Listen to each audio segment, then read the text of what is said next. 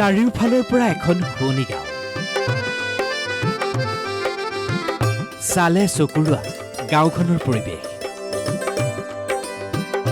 প্ৰথমে গাঁওখন ফুৰো আহক।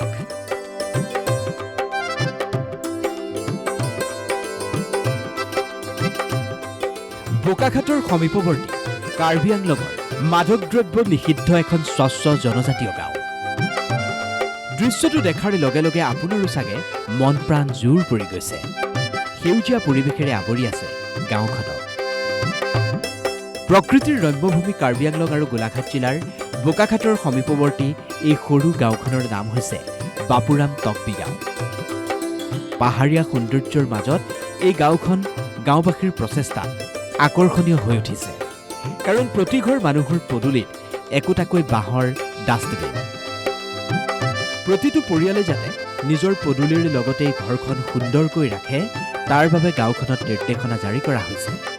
সপ্তাহত পুৱাই গাঁওখনৰ লোকে কৰিব লাগে 1 ঘণ্টাৰ পৰা আধা ঘণ্টালৈকে চাফাই অভিযান।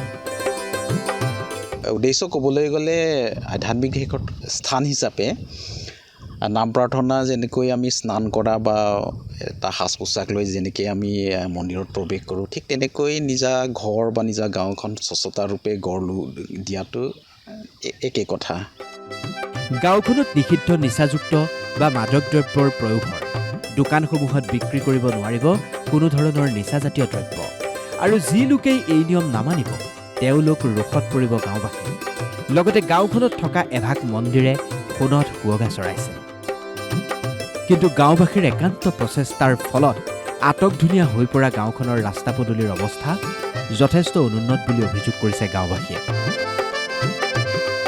গাঁওখনৰ লোকসকলৰ এই প্ৰচেষ্টা নিশ্চিতভাৱে শলাগিবলগীয়া। চৰকাৰ তথা কাৰ্বি স্বায়ত্ত পৰিষদে যদি গাঁওখনৰ বাট পথসমূহ উন্নত কৰাত গুৰুত্ব দিয়ে তেন্তে এই গাঁওখনে পৰ্যটন মানচিত্ৰত ঠাই পাবলৈ বৰ বেছি সময় নালাগিব। বোকাখাটৰ পৰা ধৰ্মেশ্বৰ হাজৰিকা, DY 365।